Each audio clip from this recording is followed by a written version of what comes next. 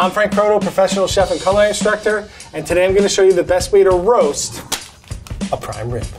We're talking juicy, tender, delicious prime rib. This is Prime Rib 101. You look at a prime rib, we're talking about it being a primal cut, which means it's kind of from the center back of the animal, whereas a prime piece of meat has more to do with the grading of the animal. And that has to do with the marbling of the fat in the piece of meat. So this is an expensive piece of meat, but usually it's served for a celebration, and it serves a lot of people. So it's worth putting the time and effort in so that you get this right. The only prep I'm really gonna do to this roast right now is what some people call a dry brine. Basically, I'm just gonna salt the meat, put it on a rack, leave it uncovered in the fridge overnight. It's gonna kind of tighten up the meat a little, it's gonna give us a little flavor, and it's gonna help us get a juicier end product. Some people with this cut of meat will take this fat cap off, they'll cut back to the bones where they French it. I like it kind of au natural, right? I leave the fat on, there's like some bits and pieces here that I think are tasty. And this fat cap does shrink up a little, but I like fat. The fat kind of drips onto my roast, add some fat to the pan. So the fat kind of equals flavor here, and I don't want to trim that off. Don't be afraid to ask your butcher to dress this prime rib the way you want it. I like 5 bones, fat cap on, minimal trimming. I want the rack on there so that air can travel underneath this. So when it sits in the fridge, I'm getting airflow around it. I'm not necessarily dry aging, but that's kind of the idea, is to dry it out just a little. So what I'm gonna do now is I'm not gonna be shy with the salt. I'm gonna season up that fatty area really well, and I'm gonna rub it in. I'm gonna rub it into the sides as well. I'm gonna get the bottom here, right? But I'm using a fair amount of salt. I'm not being shy, but get it on there. And the part of the reason why I lay the salt on thick here is that we're only seasoning the outside of this piece of meat. Once I cut into this, there's no seasoning in the middle. So having that nice salty exterior, salty crust is going to season our meat really well. This piece of meat is about 13 pounds. This is probably more than enough for 6 to 8 people. So what I like to look for is that the red meat in here has a lot of fat, or a nice intramuscular fat. There's a nice bit of fat running through. This also has our bones in here. And I like to leave the bone in because usually when there's bone there, it helps protect the meat. You get a juicier product in the end. So that's all the pre-prep I really do. Putting this in the fridge salted for 12 to 24 hours helps season the meat. It dries it out a little and helps concentrate the flavors. And at the end of the day, it gives us a nicer finished piece of prime rib. So I'm gonna go throw this in the fridge, and while it's sitting in the fridge, I can prepare my mirepoix.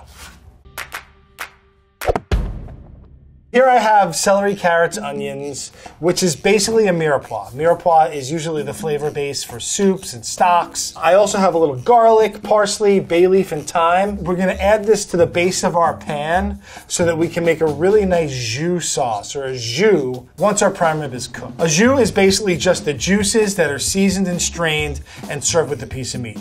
A gravy is usually the same thing, but it's thickened, so I'm not gonna thicken it at all. Turn your oven on at 250 and preheat it. We're just gonna basically throw everything in the pan. I have half a bunch of parsley. I have some fresh thyme, a couple of bay leaves. I have some stalks of celery. And I cut them really large because this is gonna roast for a long time. And if it was really small, it would burn. Large celery will not burn. Same thing goes with my carrots. And I'm just gonna cut big chunks. Garlic heads, just cut them in half. Just cut them in half, skin it all. Again, this all gets strained out later on. And then onions, I leave the skin on.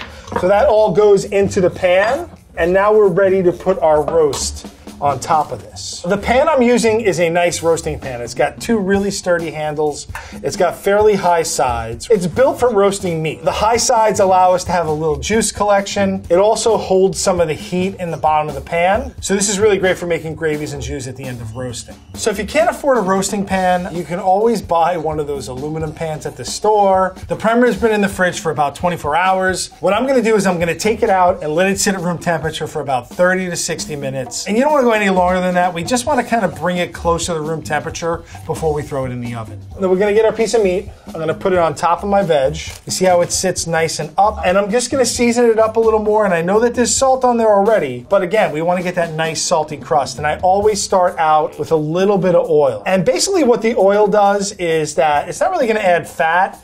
It's just gonna let us get that salt and pepper stick. So I wanna go, again, generously with this. Get it on the back of the piece of meat. Don't be afraid. We're gonna use a fair amount of salt. A little pepper, right? We wanna go get the pepper on there.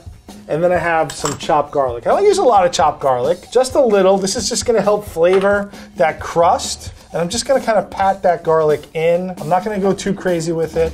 Just put a little garlic in there so we get a little like flavoring in our crust. Because at the end of the day, yes, I'm gonna eat the meat, but this crust piece is probably like one of my favorite pieces. I want that to be flavored really well. So now that the roast is prepared, it's time to cook it.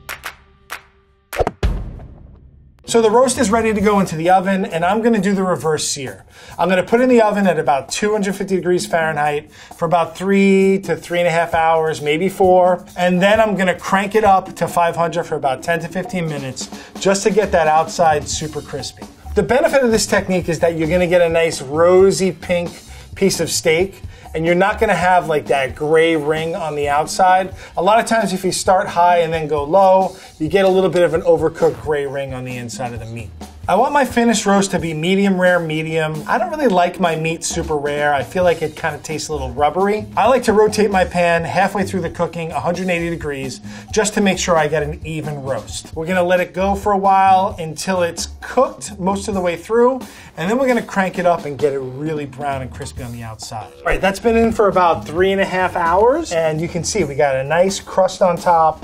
It's nice and brown on the outside. I just want to pick it up and eat it right now like it's a big apple, but we have to let it rest. But resting lets the juices redistribute through the piece of meat. If we cut it right now, it's gonna just juices everywhere. It's gonna be a complete mess. I'm gonna put it on a rack so that it doesn't sit in its own juices. It's raised from its juices. Any juices that run off from this, I can put into my jus. So I'm just gonna get a fork underneath, try not to burn myself. And then I have a piece of foil that I'm just gonna kind of tent over it lightly.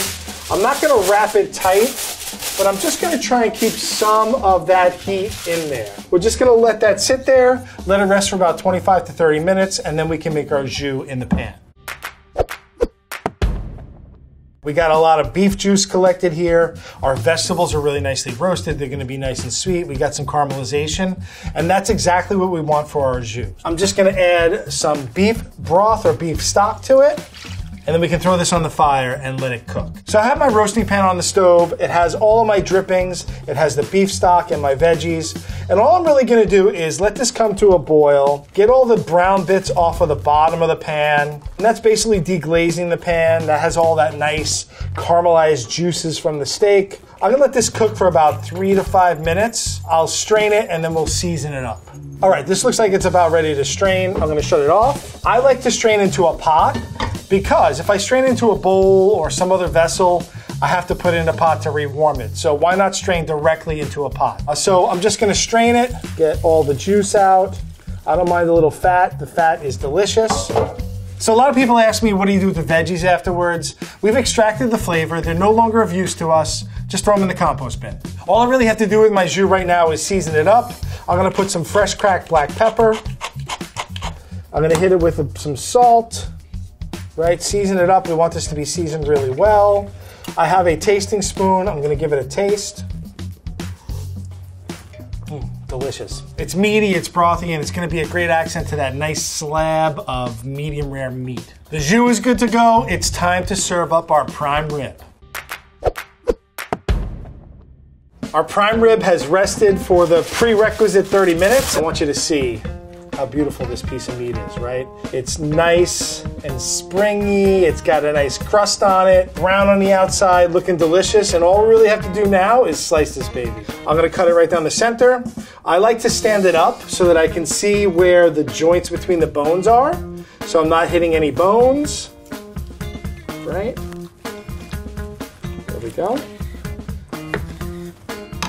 And you guys ready? Drum roll, please. Look at that. Juicy, glistening, delicious. If we didn't let it rest right now, the cutting board would be full of juice. What I love about cutting boards like this is they have this groove on them to collect the juice groove or the blood groove. I think that this is beautifully cooked. I said I was going medium rare, medium, and we're right there. super juicy. It's still pink around the outside. There's no graying on the outside. This is the reverse sear method. We get that nice pink all around. The fat pulled up a little, and normally people trim this off, but to me, this is like a crispy treat. It's got little pieces of meat in it. The fat is crispy and juicy. You can actually just put this on a little bit of bread, and it's just delicious. And that's why I choose not to take it off. I can't wait to taste it. I'm gonna do some really nice big hunks of meat here. So all the juices on the bottom of the platter are not blood. It is basically some water and myoglobin, which is a protein found in the meat. And it's just a naturally occurring thing when you slice into meat. It's delicious. Taste it. All right, here it is, my perfectly cooked plate of prime rib. We've taken all the time to get this right. Let's give it a taste. I'm gonna put a little more jus on top. I have a little bit of horseradish sauce. I'm gonna just put that on the edge of my plate. And let's get a piece of this beautiful piece of steak. I'm gonna go from right here. Don't get too big of a bite. Just get it pure with the jus. It's tender, it's juicy, it's seasoned really well. The jus is a perfect complement. What I love about this cook is that it's not too rare. A lot of times people cook this too rare and it's like really chewy. It's a perfect, even cook. I'm really happy with the way this came out. The texture is beautiful, the flavor is amazing. I know that prime rib can be expensive and intimidating, but you follow these techniques, you pull this out of the oven and slice it and serve it to people, they are going to be impressed. This is a restaurant quality dish.